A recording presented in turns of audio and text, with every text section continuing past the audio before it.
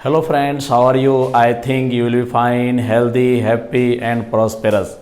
आप लोगों का फिर से मेरे YouTube channel world education family में तहे दिल से स्वागत है। फिर मैं आज एक टॉपिक लेके आया हूँ और वो टॉपिक है बिहार BTBC कोर्स में एक किताब है क्लास 12 का स्टोरी ऑफ इंग्लिश। जो आप किताब देख सकते हैं स्टोरी ऑफ इंग्लिश, ये क्लास 12 का किताब है और ये क्लास 11 में भी है और 12 में भी है। ये स्टोरी ऑफ इंग्लिश किताब क्लास 11 में भी है और 12 में भी है। हालांकि बिहार सरकार के तरफ से क्लास 11 और 12 का अलग से प्रिस्क्राइब्ड यानी निर्धारित चैप्टर हैं। बिहार सरकार के तरफ से क्लियर है कि फलाना फलाना चैप्टर क्लास 11 के लिए है और फलाना फलाना चैप्टर्स क्लास 12 के लिए है, वो अलग से प्रिस्क्राइब्ड यानी निर्धारित है। लेकिन बोर्ड में पूरी किताब से पूछता है, इवन 11 का भी चैप्टर्स बोर्ड में पूछते हैं। जैसे फ्यूचर ऑफ इंग्लिश क्लास 11 में है, लेकिन इस बार का एग्जाम में पूछा था, 2021 का एग्जाम में फ्यूचर ऑफ इंग्लिश का समरी वो पूछा था। तो ये बुक क्लास 11 के लिए बच्चे के लिए भी है और क्लास 12 के लिए के बच्चे के लिए भी है और फाइनल बोर्ड में पूरी किताब से ही पूछता है। तो इसी किताब का आज हम लोग एक चैप्टर लेके आए हैं, चैप्टर नंबर 7 है और उसका नाम है ग्लोबल इंग्लिश। चैप्टर नंबर 7 है ग्लोबल इंग्लिश। हालांकि ये बिहार सरकार के तरफ से निर्धारित चैप्टर 11 के लिए है, लेकिन फाइनल 12 एग्जाम में भी ये बहुत बार पूछा है। और क्लास 12 के जो बच्चे हैं जो 2022 में फाइनल एग्जाम देंगे, वे गौर करोगे इस बार के लिए काफ़ी इम्पोर्टेंट है। 5 नंबर के लिए आपको समरी या नोट लिखने के लिए पूछेगा। तो क्लास 12 का बच्चा इस क्या कहता है स्टूडेंट्स, ये चैप्टर को विशेष रूप से फोकस दोगे या ध्यान दोगे, आप लोगों का इस बार का एग्जाम के लिए ये अति महत्वपूर्ण है या बहुत ही महत्वपूर्ण है, very very important for the final exam. तो ये क्लास 4 क्लासेज 11 एंड 12 क्लास 11 में भी है और क्लास 12 में भी है। इसलिए इस वीडियो को क्लास 11 के भी बच्चे देखोगे और क्लास 12 का भी स्टूडेंट जो है वो भी देखेंगे, तो बोथ विल बी बेनिफिटेड, दोनों लाभान्वित होंगे। अब मैं line by line global English को पढ़ाता हूं। चैप्टर नंबर 7 और उस चैप्टर का नाम है ग्लोबल इंग्लिश। ग्लोबल का अर्थ होता है वैश्विक, ग्लोबल का अर्थ होता है वैश्विक, वैश्विक इंग्लिश। इंग्लिश डेवलप, इंग्लिश भाषा तरक्की हुए थे या विकसित हुए थे from the speech of the Anglo Saxon. Germany के 3 जनजाति थे, एंगिल, सैक्सन और ज्यूट्स। ये तीनों जनजाति को एक साथ मिलाकर बोला जाता है Anglo Saxon. Anglo Saxon Germanic tribes थे और उन्हीं का भाषा था इंग्लिश, जो आज हम लोग बोलते हैं। उन्हीं का जुबान यानी स्पीच यानी बोली थी इंग्लिश। तो इंग्लिश डेवलप, इंग्लिश का तरक्की या विकास हुआ था फ्रॉम द स्पीच, स्पीच माने बोली, एंग्लो सैक्सन। एंग्लो सैक्सन जनजाति के बोली से ही इंग्लिश भाषा का विकास हुआ था। Into a single standard queen English, और वही भाषा, वही जर्मनिक ट्राइब एंग्लो सैक्सन का जो बोली स्पीच था, कालांतर में, फ्यूचर में, भविष्य में ये सिंगल स्टैंडर्ड क्वीन इंग्लिश एक उच्च कोटि का वैश्विक भाषाओं की महारानी बन गई। स्टैंडर्ड मने प्रमाणिक, उच्च कोटि का, क्वीन मने महारानी, वही भाषा विश्व का एक भाषाओं की महारानी बन गई। स्टैंडर्ड ब्रिटिश इंग्लिश, उच्च कोटि का प्रमाणिक ब्रिटिश इंग्लिश स्पीच बोली, केम टू बी नोन, आया और उसे जाने लगे एज RP यानी रिसीव्ड प्रोनाउंसिएशन, स्वीकार किया गया उच्चारण। Along its way, अपने किनारे से होते हुए, स्टैंडर्ड लैंग्वेज एक प्रमाणिक उच्च कोटि का भाषा बन गया फॉर इंग्लैंड, इंग्लैंड के लिए। इंग्लिश बोरोड, इंग्लिश ने उधार लिया था, बोरो मने उधार लेना या अपने में मिला लेना। इंग्लिश बोरोड, इंग्लिश ने उधार लिया था। फ्रीली, स्वतंत्र रूप से। फ्रॉम लैंग्वेजेज, उन भाषाओं से। दैट इट्स स्पीकर, इनके बोलने वाले। कैम, आए थे। इन कॉन्टैक्ट, संपर्क में। विथ थ्रू ट्रेड, चाहे वो व्यापार के जरिए हो। थ्रू मने के द्वारा, के जरिए। ट्रेड मने व्यापार, चाहे वो व्यापार के जरिए हो। स्प्रेड ऑफ लर्निंग, चाहे सीखने के विस्तार के रूप में हो। न्यू फॉरेन इन्वेंशन, चाहे वो नए वैश्विक। इन्वेंशन माने होता है आक्रमण। इन्वेड वर्ग का नाउन रूप, चाहे वो नए आक्रमण के रूप में हो। एट फर्स्ट, शुरू में। एट फर्स्ट, शुरू में। द न्यू वर्ड्स केम, नए नए शब्द इंग्लिश में आए। मेनली, मुख्य रूप से। फ्रॉम यूरोपियन लैंग्वेजेज, यूरोप के भाषाओं से। जैसे लैटिन भाषा से कौन कौन वर्ड आके इंग्लिश में मिला या इंग्लिश ने उधार लिया, तो लैटिन भाषा से जो वर्ड हैं जो इंग्लिश में आए, adapt, crisis, exit, fact, skeleton, temperature, vacuum, virus. हालांकि साइंस के 50% जो वर्ड्स हैं, वोकेबलरी हैं, वो लैटिन भाषा के हैं और आज वो इंग्लिश में आके घुल मिल गए हैं और कोई विश्वास भी नहीं करेगा कि ये सारे वर्ड इंग्लिश के नहीं हैं, लैटिन के हैं। तो लैटिन के बहुत सारे वर्ड्स जो इंग्लिश में मिला लिए गए हैं, एब्जॉर्ब कर लिए गए हैं। स्पेनिश भाषा से कौन कौन वर्ड हैं जो इंग्लिश में मिलाया गया? Apricot, banana, guitar, mosquito, negro, potato, tobacco. ये सारे वर्ड स्पेनिश भाषा के वर्ड्स हैं, लेकिन आज आम धड़ल्ले रूप से इंग्लिश के रूप में इस्तेमाल होता है। अगर किसी को आज बोला जाए कि apricot, banana, guitar, mosquito, negro, potato, tobacco English word नहीं है तो वो हंसने लगेंगे, लेकिन मूलतः ये स्पेनिश वर्ड है और आज इंग्लिश के रूप में इंग्लिश भाषा में धड़ल्ले इस्तेमाल हो रहा है, कोई दिक्कत नहीं। इटालियन भाषा से कौन कौन वर्ड है जो आके इंग्लिश में मिल गए? Balcony, ballot, design, giraffe, lottery, opera, rocket, violin. तो ये जो वर्ड है balcony, ballot, design, giraffe, lottery, opera, rocket, violin, ये सारे वर्ड्स इटालियन भाषा के हैं, लेकिन आज धड़ल्ले इंग्लिश में इस्तेमाल हो रहा है। फ्रेंच, फ्रेंच भाषा का कौन कौन वर्ड है जो इंग्लिश में आके घुल मिल गया? Anatomy, chocolate, detail, invite, muscles, passport, tomato. ये जो वर्ड है anatomy, chocolate, details, invite, muscles, passport, tomato, all are French words, लेकिन आज इंग्लिश में आसानी से घुल मिल के यूज हो रहे हैं, प्रयोग हो रहे हैं। और किसी को बोला जाए कि ये anatomy, chocolate, details, invite, muscle, passport, tomato English के वर्ड्स नहीं है तो लोग हंसेंगे, लेकिन सच यही है कि ये सारे वर्ड फ्रेंच हैं और आज इंग्लिश में बेधड़क ओपनली यूज हो रहे हैं। दिस बोरोइंग हैबिट, ये उधार लेने का आदत, ऑफ इंग्लिश, इंग्लिश का, हैज मेड इट, इसे बना दिया। दिस बोरोइंग हैबिट, ये उधार लेने का आदत, ऑफ इंग्लिश, इंग्लिश का, हैज मेड इट, इसको बना दिया, the most gloriously impure language of the world. ये उधार लेने का आदत आज इंग्लिश को दुनिया का सबसे अधिक प्रसिद्ध अशुद्ध भाषा बना दिया। आज दुनिया का सबसे अधिक अशुद्ध इम्प्योर लैंग्वेज इंग्लिश को बना दिया। क्यों? ऑलमोस्ट 50 लैंग्वेजेस वर्ड्स, कम से कम 50 भाषाओं का जो वर्ड्स हैं, वोकैबुलरी है, इंग्लिश में मिला दिया गया। इसलिए आज इंग्लिश दुनिया का सबसे प्रसिद्ध अशुद्ध लैंग्वेज है। ये कॉमन सी बात है कि किसी भी चीज में ज्यादा चीज मिलाने से वो अशुद्ध हो जाता है। तो कहता है दिस बोरोइंग हैबिट, ये उधार लेने का आदत, ऑफ इंग्लिश, इंग्लिश का, हैज मेड इट, इसको बना दिया है, the most gloriously impure language of the world.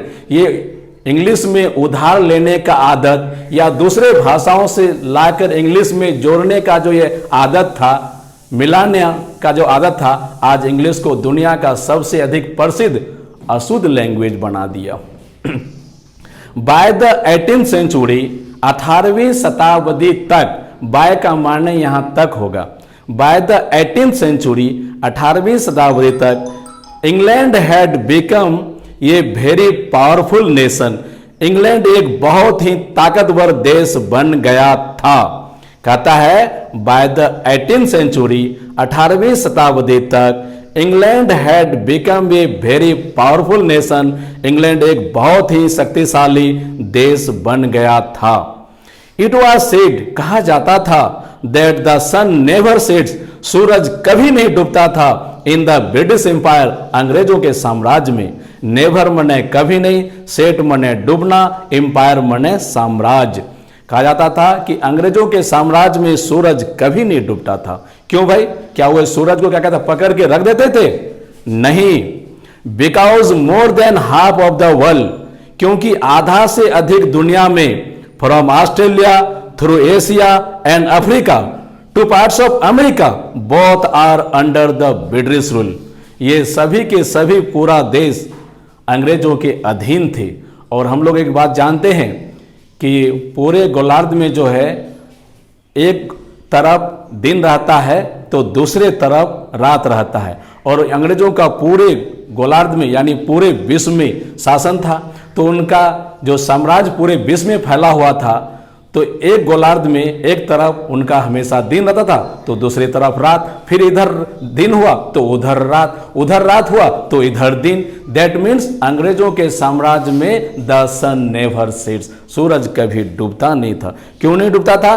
Because, क्योंकि more than half of the world, आधा से अधिक दुनिया में, from Australia through Asia and Africa to parts of America, बहुत America, North America, South America, we are all, ये सभी के सभी थे अंडर द ब्रिटिश रूल, अंग्रेजी साम्राज्य के अधीन थे। ये कौन कौन अंग्रेजी साम्राज्य के अधीन थे?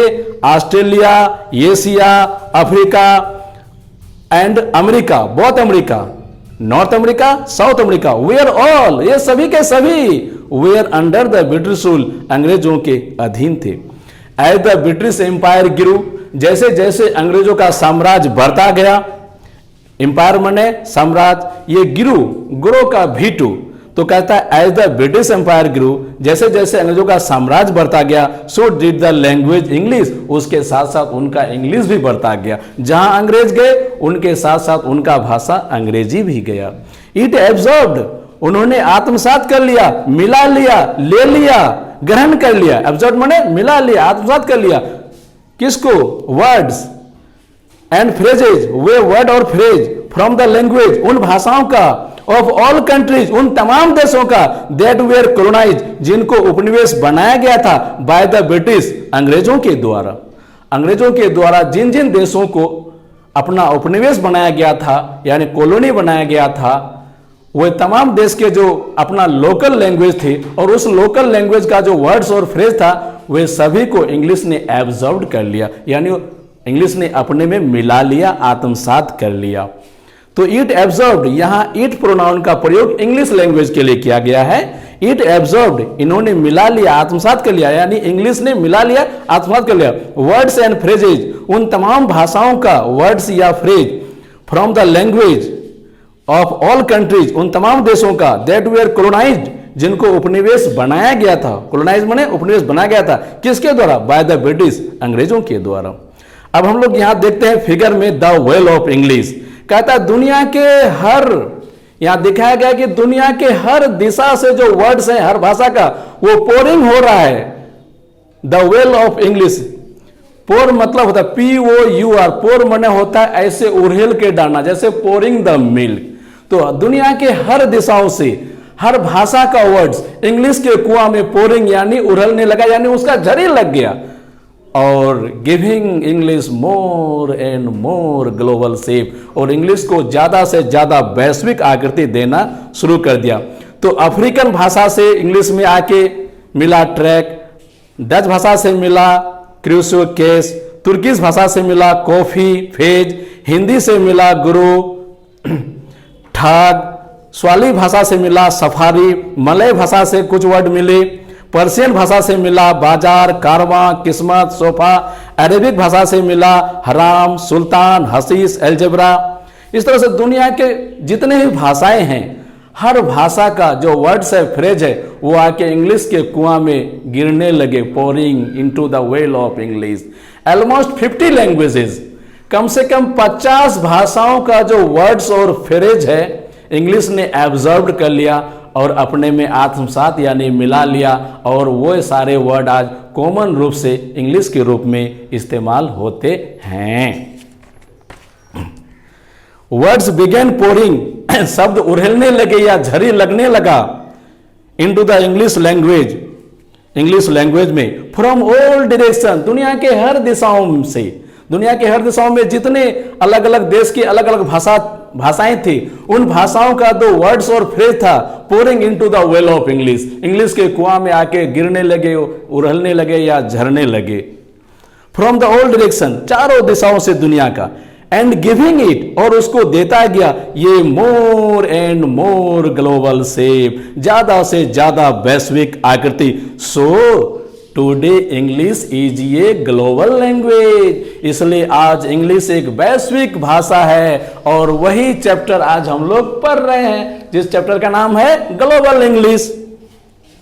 There were two main effects, दो मुख्य प्रभाव थे this world wide spread of English, ये जो दुनिया भर में इंग्लिश फैल गया, इसका दो प्रभाव देखने को मिले।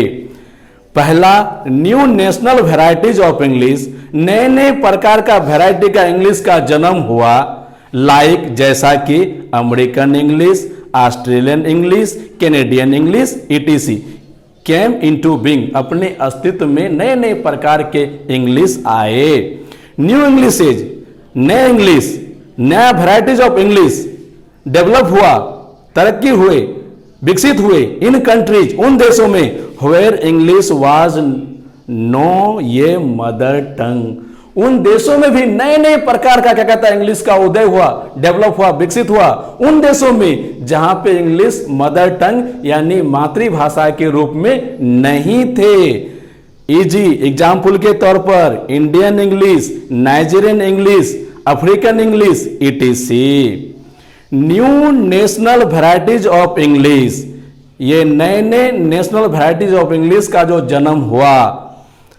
As soon as English begin to spread, जैसे जैसे इंग्लिश फैलने लगे अक्रॉस द वर्ल्ड, पूरे दुनिया भर में, कहता है एज सुन एज, ज्यों ही, एज सुन एज बहुत अच्छा फ्रेज है, नामी गामी फ्रेज है इंग्लिश का। एज सुन एज माने होता है ज्यों ही, एज सुन एज, ज्यों ही English begin to spread, English फैलने लगे अक्रॉस द वर्ल्ड, पूरी दुनिया भर में, इट बिगेन टू चेंज, तो ये बदलने भी लगे। कोई भी चीज जब एक क्षेत्र से दूसरे क्षेत्र में या पूरे दुनिया भर में फैलेंगे तो वह थोड़ा बहुत बदल भी जाएगा। तो वही कह रहा है कि एज सुन एज, जो ही English begin to spread, English फैलने लगे अक्रॉस द वर्ल्ड, पूरे दुनिया भर में, इट बिगेन टू चेंज, तो यह बदलने भी लगे। द फर्स्ट चेंजेज, पहला बदलाव, वेयर सीन, देखने को मिला, इन द डिफरेंट वेज, भिन्न भिन्न तरीके से, इन व्हिच, जिसमें England began to be used, English का प्रयोग किया जाता था या होने लगा इन अमेरिका। सबसे पहले इंग्लिश का different use, new national varieties जो देखने को मिला वो दुनिया में, वो अमेरिका में देखने को मिला। आफ्टर अमेरिका बिकेम फ्री, जब अमेरिका ब्रिटिश रूल से आजाद हुआ, एक बात गौर करोगे कि एक समय में अमेरिका भी ब्रिटिश रूल के अधीन थे, अमेरिका भी एक जमाने में ब्रिटिश रूल के अधीन थे। तो after America became free from the British rule, जब अमेरिका ब्रिटिश रूल से आजाद हुआ, द अमेरिकन्स वेयर ईगर, तो अमेरिका के लोगों का इच्छा था, उनका दिली ख्वाहिश था, टू शो, दिखाना, देयर डिस्टिंक्ट आइडेंटिटी, अपना अलग से पहचान, एज ए फ्री कंट्री, एक स्वतंत्र देश का, एंड बिगेन टू कॉल, और कहने लगे देयर वैरायटी ऑफ इंग्लिश, उनका जो अपना वैरायटी, अपना नमूना, अपना प्रकार का इंग्लिश था, उसको कहने लगे American English.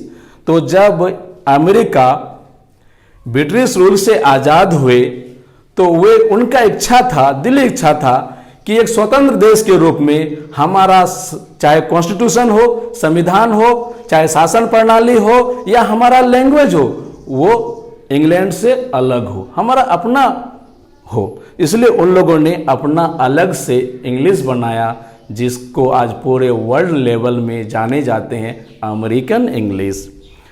Today American English, आज American English like British English, British English के तरह ही, यहाँ लाइक माने पसंद करना नहीं, के तरह, आज अमेरिकन इंग्लिश ब्रिटिश इंग्लिश के तरह ही इज रिकॉग्नाइज, पहचाना जाता है, जाना जाता है। रिकॉग्नाइज माने पहचानना, जाना जाना, आज जाने जाते हैं, पहचाने जाते हैं एज ए वर्ल्ड लैंग्वेज, पूरे दुनिया के भाषा के रूप में। तो आज पूरे दुनिया में जिस तरह से ब्रिटिश इंग्लिश को जाने जाते हैं, ठीक उसी तरह से अमेरिकन इंग्लिश को भी जाने जाते हैं पूरे दुनिया में। दो माने यद्यपि, हालांकि, though there are many differences between them, हालांकि इनके बीच बहुत सारे अंतर भी हैं।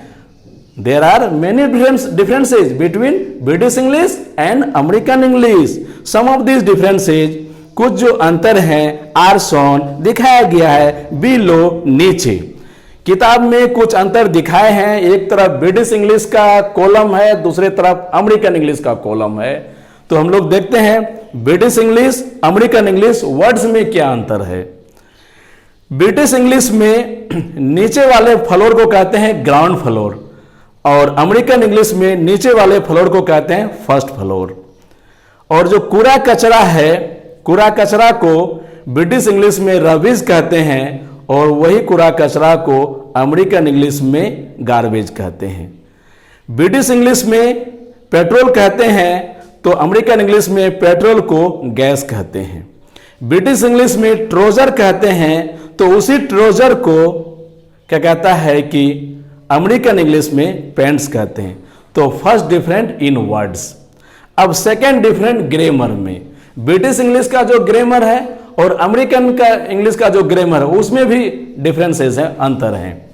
जैसे ब्रिटिश इंग्लिश का ग्रामर कहता है have you got really good, have you got really good, तो उसी का अमेरिकन इंग्लिश ग्रामर है हैव यू गॉटन। वहां वो गेट का भीतरी गॉटन शो किया है, अमेरिकन इंग्लिश में गौर करोगे गेट का भीतरी गॉटन, और ब्रिटिश इंग्लिश में गेट का भीतरी गॉट। ब्रिटिश इंग्लिश में कहता है रियली गुड, और अमेरिकन इंग्लिश में कहता है रियल गुड।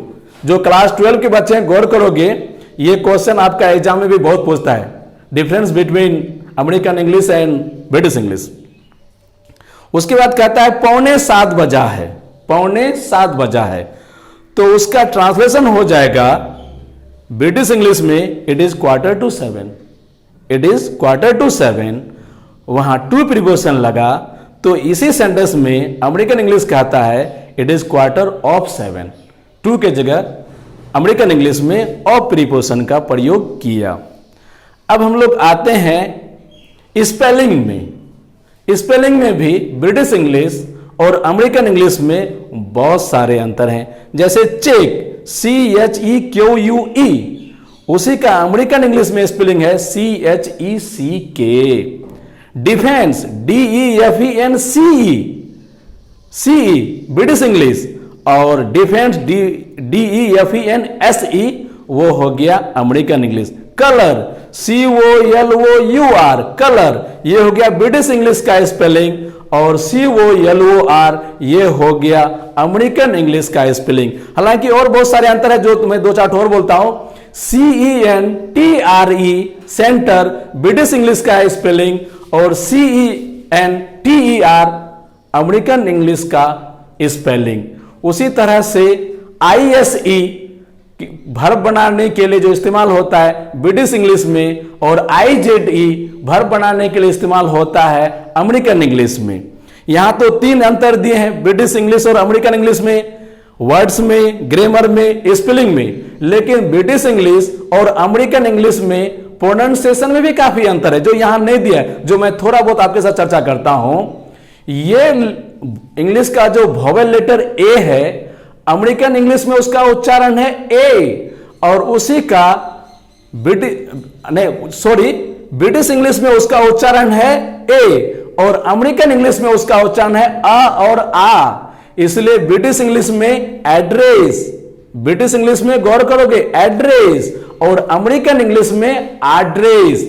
यानी ब्रिटिश इंग्लिश में वॉवेल ए का उच्चारण ए होता है और अमेरिकन इंग्लिश में ए का उच्चारण आ होता है। इसलिए ब्रिटिश इंग्लिश में बोला जाता है एल्सो और अमेरिकन इंग्लिश में बोला जाता है आल्सो। बहुत लोग कंफ्यूज कर जाते हैं कि भाई एल्सो सही है ना आल्सो सही है, एड्रेस सही है ना एड्रेस सही है। This is the matter of British English and American English. तो ब्रिटिश इंग्लिश में एड्रेस एल्सो और अमेरिकन इंग्लिश में address also. Thank you my friends, फिर हम लोग अगले वीडियो में मिलेंगे। लेकिन मेरा आप लोगों से एक पोलाइटली रिक्वेस्ट होगा कि आप वीडियो का अंत तक बने रहेंगे और उसको पूरा देखेंगे, नहीं तो अधूरा ज्ञान फायदा से ज्यादा नुकसान। A little knowledge is dangerous thing. Thank you.